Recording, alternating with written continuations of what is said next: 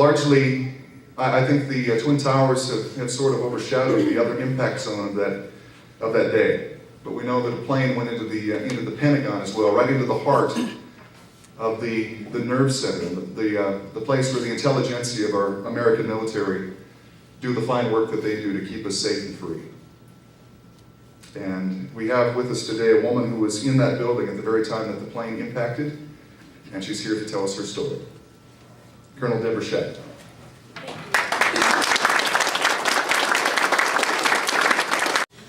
I'm Deb Shattuck, and I live here in Rapid City with my husband Cliff and daughters Kristen and Kate, who are in the back there. At the present time, my husband and I actually are living in an RV in Iowa City, Iowa, where we're going to college. I'm in my second year of a PhD program in history, and my husband will be graduating in December, woohoo, with a bachelor's degree in geology. He followed me around the Air Force for 25 and a half years, so it was kind of hard to get the college credits in, but he would go to college here and there as we moved, and now that I'm retired, he's been able to finish his degree. So we've got about another 2 years on that, and then we'll be coming back here to the beautiful Black Hills in Rapid City. I have to say, I'm so happy about this Black Hills Veterans Writers Group. I started going to meetings about a year ago, and I was just so touched. It is so important that we remember these stories, not just of what happened on 9/11, but I've had the opportunity coming to meetings to hear a woman who was a child during the Blitz in World War II, and she talked about what it was like not knowing where your next meal was coming from for months during the Blitz in World War II. I had the opportunity to hear a couple of the World War II pilots in this group that were shot down and that were in German prisoner of war camps, and the fortitude and the courage that got them through those times. And it is so important that we continue to tell these stories, and that's really why I'm here today. You know, I'm not a hero. We heard about a hero this morning that went back up and that brought those people down. I'm not a hero. I'm just somebody that happened to be in a particular place at a historic moment. But I am a historian, and the historian in me wanted to ensure that these memories be retained. And if you look in the back of the room there, you'll see newspapers that I collected in the days after as a way of physically remembering what happened. And interestingly, the September 11th paper, the Washington Times, the morning of September 11th, one of the front page articles says, DOD budget to be cut by 15%. And then, of course, September 12th, the images of the Twin Towers in flames. So life can change just like that. And I'm really grateful that we have so many young people here today.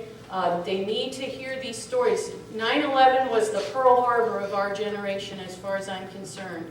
And these stories, we need to pass these down to our children so that they understand the country that they live in. Are we perfect? Not by any stretch of the imagination. But in our soul as a nation, we try to do what's right and what's good. And there are those out there who want to thwart that. And 9/11 was a classic example of evil trying to prevail against good. And so I'm going to just kind of tell you my story, what happened on 9/11. I don't have very many slides, just a few pictures and things. I have an image of the building where you'll see where I was compared to where the plane hit. But I will say that when I prepared this briefing in 2004, a local school in New Mexico was doing a 9/11 remembrance, and I did some research on 9/11, and I was shocked to see how many websites I found in 2004 in which the purpose of the website was to prove that a plane never hit the Pentagon. There were all kinds of scientific studies. They took pictures of this and that to prove a plane did not hit the Pentagon. And that all the information that was coming out about the Pentagon having been bombed or having had a plane flown into it, it was all a government conspiracy. It was all lies, all as an attempt to justify building up the military and going off and invading Afghanistan and Iraq so we could get oil, etc., etc., etc. So this is another reason why it's so important that we remember these events and that we remember them correctly. Yes, a plane hit the Pentagon. I did not personally see it hit. I saw the aftermath firsthand, and I had a friend who worked with me in the Joint Staff Director of Logistics who was out of the building at the time at a gas station across the highway, and he walked out of the gas station as the plane flew. He saw it pancake on the parking lot and smash into the building. His word is good with me. A plane hit the Pentagon. Okay. 189 people died at the Pentagon. The 64 passengers that were on the plane, passengers and crew, and then the men and women that were in the building. And I'm going to say something at the end about the miraculous fact that so few people died in the Pentagon. There's a good reason for that, and I'll share that with you at the end. I figure out which button I'm supposed to push. There we go. 9/11 did give us a new generation of heroes. I read in the paper, or I read online this morning, that the death toll of the first responders from 9/11 is just about exceeding now the number of people who died on 9/11. The heroes that went in, we heard of some of them today, the fire and rescue and police officers. Those men and women are around us today, folks. They're out there every day, and they're ready to respond in these kind of situations, just like the men and women of the military are. This is the timeline. I'll leave this slide up for a lot of the time while I'm talking this morning, just to kind of give you the sense of chronology of what happened. History is all about chronology. I left my house that morning about 7 o'clock in the morning, just like I usually did. It was a beautiful Tuesday morning in D.C. I drove to the Springfield Metro station. It was the last stop on the Blue Line, and got on the Metro and I had about a 22-minute ride every day where I would read books or whatever, just real relaxing. The Metro at that time would stop right underneath the Pentagon. There was a stop underneath the Pentagon. I remember the first time I got off there, there's this escalator. I could not believe I'd never seen such a huge escalator. That thing went up into the sky from underneath the Pentagon. It was huge. So I rode the escalator up into the Pentagon. The Pentagon is an absolute marvel. And it's like a city in there. There's everything you could possibly need. Because it's so, it's in D.C. and it's, there just isn't time for people that need to run out to get something to eat or run and get their dry cleaner or run to the bank or the post office. So that stuff is all in the building. Everything you could possibly need. Restaurants, the dry cleaner, the bank, the post office, it's all in there.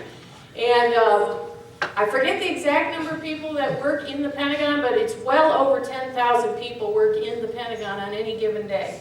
And I had gotten assigned there in July of 2001. I just graduated from the Industrial College of the Armed Forces in nearby Fort McNair, Washington, D.C. And so I started my duties there at the Pentagon in July of 2001. So I'm still kind of learning my way around. The Pentagon is huge. And it's concentric circles, the outer ring, and then in concentric circles, all the offices, long hallways connect these concentric circles, and thousands of people work in there.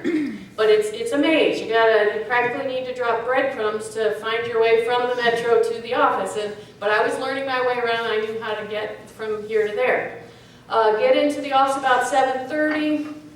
Checking emails, doing whatever. I worked in the inner ring, or in the middle ring. So the outer ring, E ring, D ring, C ring, B ring, A ring. I was in the C ring. No windows in the office.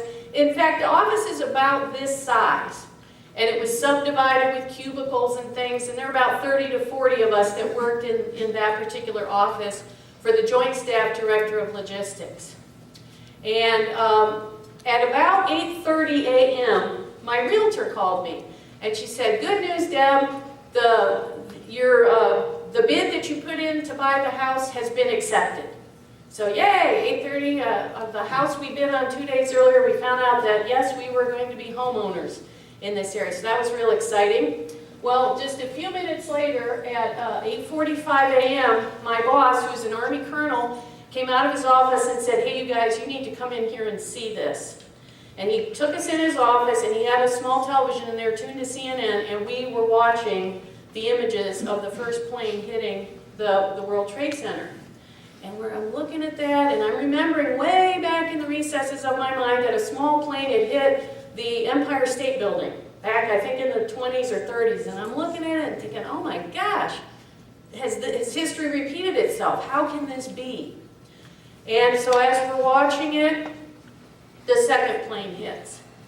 And instantly we knew that this was an attack, that our nation was now at war.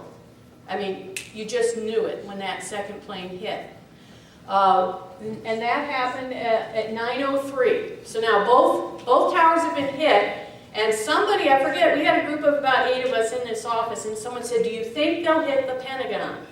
Because we knew this was an attack, and we're in the nation's defense hub, if you will, and so that thought did cross our mind, will they hit the Pentagon? I walked out of the office, I went and I called my husband Cliff, who at the time was a truck driver, and he was down near Atlanta, Georgia, and I called and said, hey dear, good news, we got the house.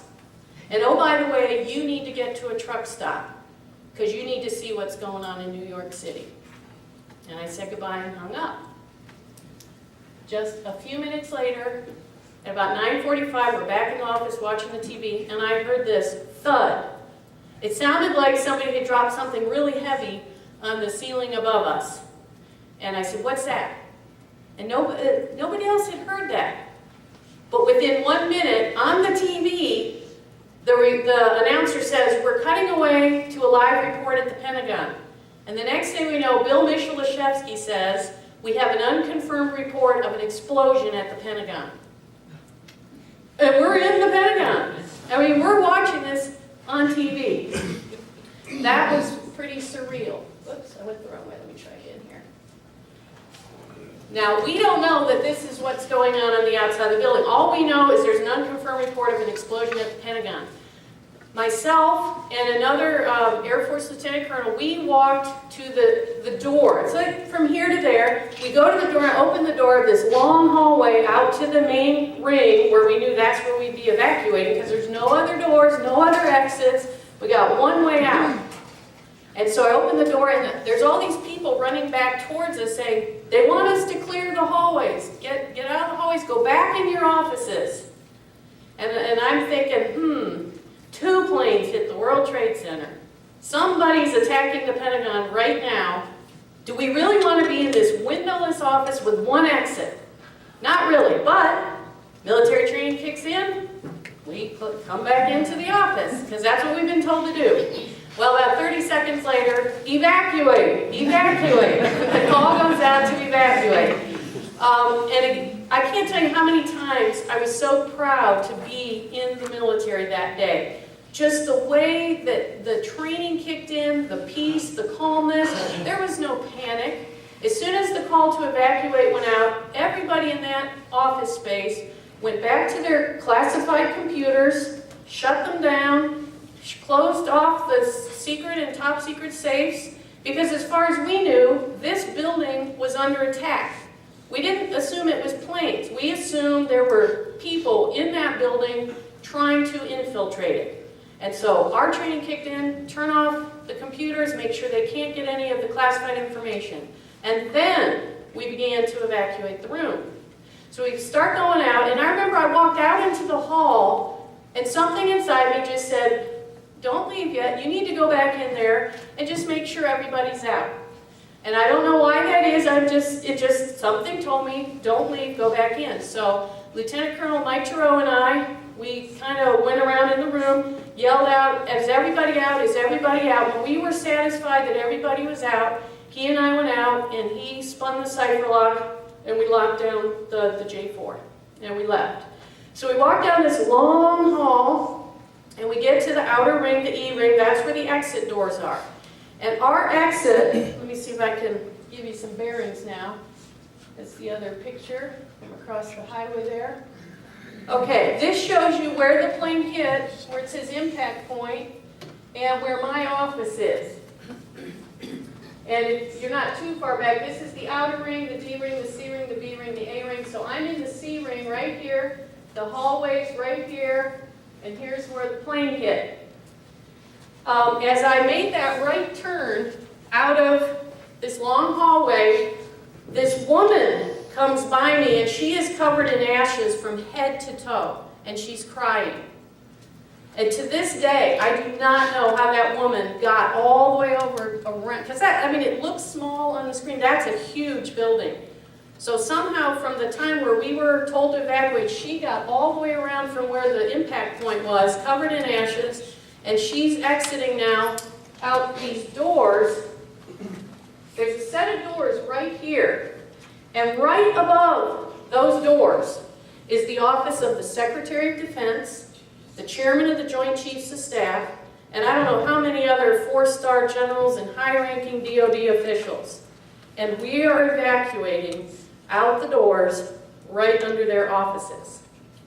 I wonder if any of you had the same thought that was running through my mind. As I stood in this queue of about 100 people, waiting to go out these double doors, and by the way, those doors were always guarded. There's 6 banks of doors, only one of them was unlocked, because it's a security issue. Got all these high-ranking officials, you don't just leave these doors wide open. You have a guard there, one door open. So it took a while to get all the rest of the doors unlocked. So there was a pretty big queue of people waiting to exit. And I'm in the back of this line, and I'm thinking, 2 planes hit the World Trade Center. And that was terrorism. If I'm a terrorist, I'm flying a plane right in these doors because I'm taking these guys out that are right above me here. And so I turned and I started to walk the opposite direction because I wanted to go out a different set of doors. But I hadn't gone probably 10 feet, and it was like, you know what? You don't know where you're going. You can barely find your way from the metro to your office. Get back in line. And I did. So I got back in line. Again, no panic, no shoving, no shouting, very calm. And I cannot tell you how I praised the Lord when I walked out those doors, and there's this beautiful long promenade down to the Potomac River, and the sky was blue, and there was no plane in sight. So everybody, thousands of people now were streaming out of the building, and it was perfect precision. I mean, I was just in awe. Everybody went to their, there were evacuation plans for the building. Everybody went, all the people from J4 went to their designated location. We had enlisted members there, and they were calling off names. We were getting our accountability. It was all perfect. And so now we're standing out there, thousands of people just kind of milling around, and about 15 minutes later, the security forces are running up yelling, take cover, there's another plane coming. And so we huddled down under trees and bushes because there was another plane coming. And that was, well, I don't have the timeline up now, but United Flight 93 had turned around by Cleveland, Ohio, and was heading back to DC, and nobody knew where it was going to hit. So we got the all clear after a while. Some people had radios, and they had heard that the Twin Towers had come down, so we knew then that the towers had come down. We could see smoke billowing from the other side of the building, but until we began to see people laid out in the grass. We'd been out there about 30 minutes, and we start seeing people laying in the grass with medical personnel attending to them. And then we knew, boy, this is really bad. Because the initial, there's always stories that fly around. The initial word we got was that a helicopter had hit the building. And the reason I found out later why that rumor was started is because the plane went in the building at the helicopter pad. But so we see all this smoke, and we thought, oh, okay, just a helicopter with some explosives on it, probably not huge damage. But then when we started seeing the people laid out in the grass and the medical people attending, we knew it was much more serious than that. About 30 minutes after we've been out there, a call starts going out. Anybody with Site R badges, find a ride, get to Site R. Now, Site R is your nation's alternate National Military Command Center. The Pentagon has a National Military Command Center that's staffed 24 hours a day, 7 days a week. But you also have an alternate, multiple alternates. Your national government has alternates so that we have continuity of government in a national crisis such as this. So I happen to have just gotten my Site R badge and training the week before. And I had my Site R badge with me, so I'm starting to go around trying to find some way to get to Site R. And I ended up in a van driven by a 2-star Air Force general, and then we had, I think, a lieutenant commander from the Navy, a Marine, and I forget the other person that was. So we get in this van, and the general's going to drive us to Site R, and as we're pulling away, some people run up to us with a guy on a backboard, and he has his head bandaged, and he has a little index card on his chest that says, head wound, possible concussion. Because the medical personnel, of course, are doing triage, and they're helping out the medical staff by writing what they believe the individual's injuries are. So they run up to the general, you got to get this guy to the hospital. And the general says, we're supposed to go to Site R. And they said, well, there aren't enough ambulances. You need to get him over to Arlington Hospital. So the general had one of those vans where you can move the seats around. So he takes the seat, I'm in the back seat behind him, he takes the seat next to me and sticks it in the back. And they put this young man into the van next to me. And so for about the next 15 minutes, as the general winds his way through the back streets of Arlington, I'm holding the hand of this young man. I'd say he's in his early 20s, he's a civilian. And I was just talking to him, just trying to keep him calm, asked him, you know, who he was, what he was doing. He was a contractor who was giving a presentation at the Pentagon that morning when the plane hit, knocked him off his feet. And so he was scared but calm. And I remember at the one point he said, you know, the back of my head, it feels funny, you know, something's there. Can you reach back and see what it is? And so the little trepidation, I will admit, you know, I reached my hand back, not sure what I was going to find, but it turned out he had all kinds of rocks and stuff, just kind of in his hair and on his neck and stuff from where he'd hit the ground. So I brushed those away, and he was more comfortable at that point. So when we got to the hospital, again, I was so impressed. You got the medical personnel lined up, doctors, nurses, orderlies, they're just lined up right at the door. We pull up, they run over, pull him out, and off he goes. It was just precision from the get-go. We made our way up to Site R. It's a ways out of town, and this is where some of what I consider the miracles of that day happened. Because as I already told you, I called my husband just before the plane hit the Pentagon, and I told him to get to a truck stop. So by the time he gets to a truck stop, of course, now the Pentagon has also been hit, and so he's frantic with worry. After we dropped the patient off, we did not know how long we would be at Site R. It could have been days. So the general stopped at his former neighbor's house there so we could quickly make some phone calls, grab some water and some food before we headed off. Well, I made 2 phone calls. The first one was to him on his cell phone. And this is the miracle, because the cell phone network was jammed at that point, as you can imagine. But I had one chance to make this call. I called him, and it went through. And I was able to tell him I was okay. For 4 hours, he tried to call my parents in Ohio and could not get through. And they were, of course, devastated because they didn't know what was going on. But so one call to him, instantly through, and that was it. He could not get through to my parents. My second call was to my home, where I left a voice message for my children. My son, who was in 11th grade at the time, and then my 2 daughters, and telling them, I'm okay, but I have to go to somewhere, and I don't know when I'll be home. You need to go to stay with the neighbors for the next few days or whatever. And that was a miraculous phone call as far as I'm concerned, because my daughter, the word getting out into schools varied quite a bit. For my younger daughter, the rumor was the Pentagon's been attacked, everybody's okay. My other daughter gets the word, as she's in the lunchroom, the Pentagon's been hit and everybody's dead. And so she shared with me later, you know, she said, Mom, I just fell on the floor and I was sobbing. So there's my poor daughter on the floor of the cafeteria at Hayfield High School just sobbing because her mother is dead. And so you can imagine how she felt when she got home and heard my voice on the answering machine that afternoon. Get up to Site R. That's another time where I was just so proud to be an American when I walked in that place. If you've ever seen the movie War Games with Matthew Broderick, you know, he goes in that place, Cheyenne Mountain in Colorado, and this huge door opens up and they barely get in. they have one of those doors at Site R. I was like, wow! And then you go in, it's like this underground city. It is the most amazing places. Places for thousands of people to live and work and all the electronics you need. And just, it was amazing. I was like, wow, I live in a country that built this. Wow. And so we went and we got the alternate National Military Command Center operating within a few hours of arriving.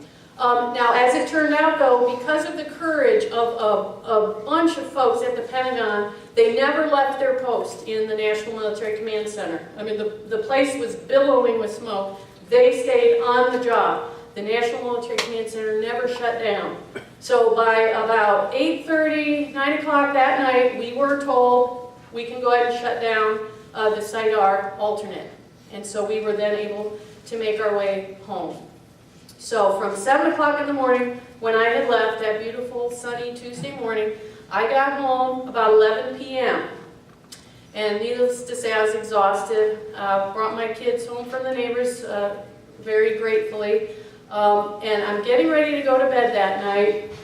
And I said to myself, you know, even though I'm really tired, I'm not going to not read my Bible tonight. Every night, I was in the habit of I read through the Bible just year-round, a few chapters. I just go in order. And I'm not one of these people that believes in you just flip the Bible open and see where it lands. But I did it that night. And I'm not kidding you. I'm not making this up. These were the words that my eyes fell upon when I just flipped that Bible open.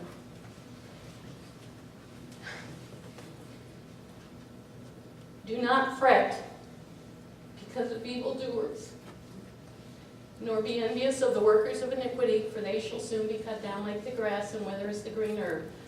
Trust in the Lord and do good. And those words just hit me. Our nation, we try to do what's right. We try to do what's good. And here's the Lord reminding us, I don't care what somebody has done to you. What evil men try to do to you, you do not respond in kind. Do good. Rest in me. Wait patiently. The evildoers will be cut off. Those who wait on the Lord shall inherit the earth. Yet a little while, and the wicked shall be no more. So, this huge chaotic day, and the last thing the Lord shows me before I go to bed, hey Deb, I got it under control. Just rest in me. You keep being, as a nation, continue to be good. I will take care of you.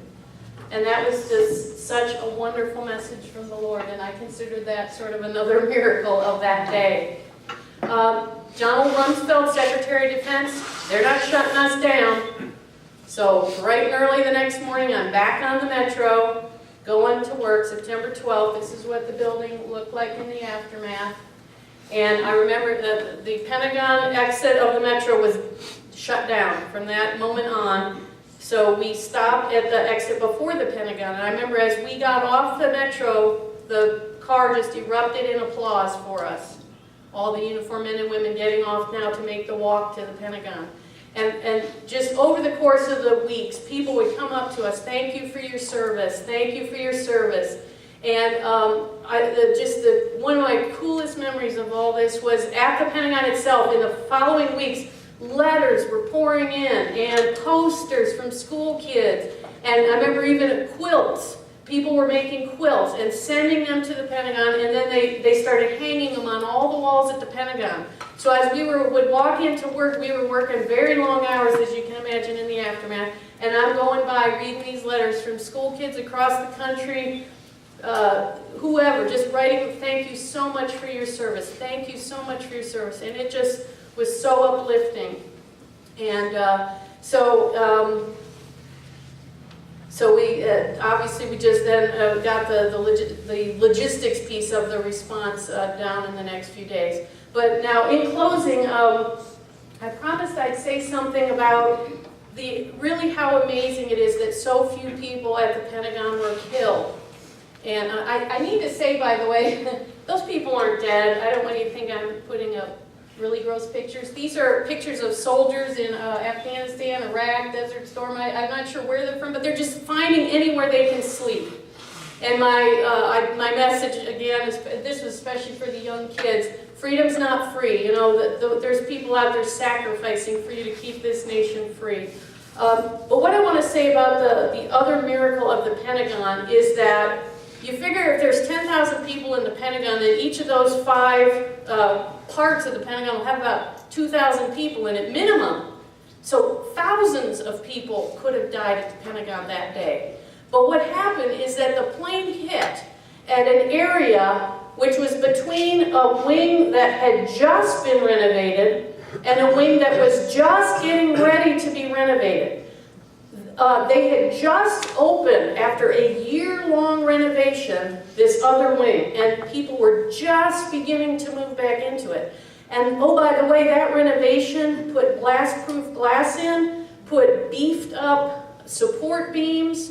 So a lot of lives were saved. I mean, it wasn't fully occupied yet, but the people that were in there were protected by the blast-proof glass, the extra heavy beams that kept some of those walls from coming down as fast as they would otherwise have. And the other wing right next to it hadn't been, it was empty. It was almost empty because it was being emptied out in preparation for the next phase of the renovation. So again, to me, another miracle of all the places that plane could have hit. It didn't come in the doors under where the Secretary of Defense and Chairman of the Joint Chiefs. It came in an area that was almost completely empty. So it was the Lord's hand. Okay, I think that's about it then for my story. Thank you so much for listening, and I'll be around for questions after. And are you going to be introducing stuff then too?